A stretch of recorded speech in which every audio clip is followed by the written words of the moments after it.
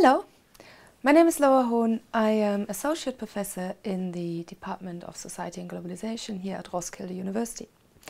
I'm a political economist working broadly in the field of global political economy. That is, my main area of research is Europe and the European Union.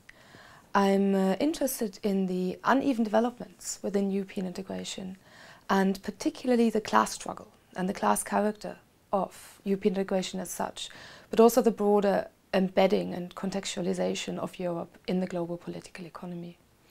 In my own work, I have, for instance, focused on the regulation of corporate governance.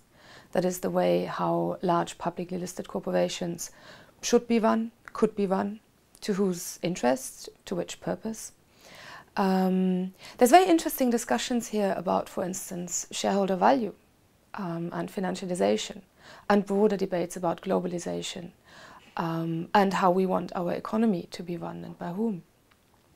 Now, in this context, I have looked at EU regulation of corporate governance. I've also discussed, and this is very important, the aspect of worker rights and worker participation in corporate governance in the European Union, as well as issues of, for instance, corporate social responsibility.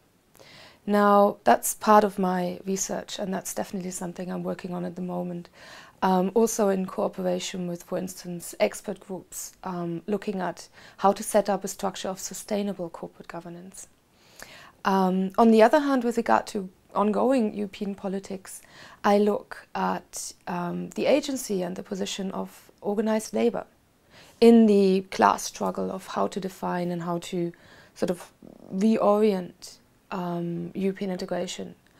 In this context, I've looked at, for instance, how the European Trade Union Confederation has reacted to the crisis management and the broader dynamics of market integration in Europe. And I think it's very interesting that we now see here a radicalization, a situation in where organized labor at the European Union is getting much more critical about what's really going on.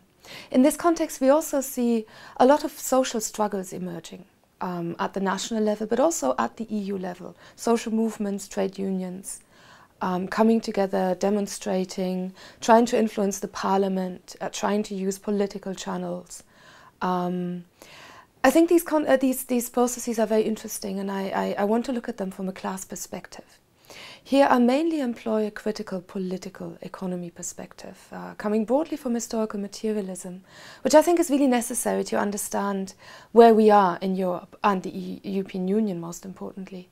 If you're interested in critical political economy, I'm also involved in an initiative, in a network called the Critical Political Economy Research Network. It's a long name. We have a website, criticalpoliticaleconomy.net, which is under the umbrella of the European Sociological Association, a network, very open, very pluralist, where we discuss critical political economy. So I'm also sort of involved in conceptual debates about how we, for instance, can understand different varieties, different institutional configurations of economies in the broader Eurozone, for instance, how they link together. How you cannot understand economies, national economies by themselves, but you have to see the broader whole. You have to see the uneven development between them in order to come to a sort of more comprehensive understanding of the Eurozone. Now that's my research, that's what I work on, and I'm always interested in cooperation. In the context of what we do here at Roskilde, I teach mainly in the Global Studies Master. It's a very exciting program, very interdisciplinary. We have students, very international students coming from different backgrounds. And I'm mainly doing the political economy dimension of the Global Studies Master. There's one course called Global Political Economy, but also, for instance, courses, seminars on global financial crisis, the Eurozone crisis. I also teach methodological workshops on interviewing or how to do gender research in global studies. In addition to that, I teach at the undergrad level, the Introduction to International Relations.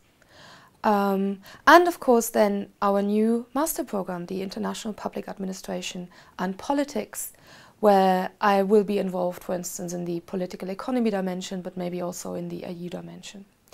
Now, apart from the sort of normal teaching that we do here at Roskilde, both the sort of classroom setting as well as the supervision of project, I'm also always interested in organizing extra activities for students, because it is important that you not just read the books and discuss in class, but that you also experience politics and political economy.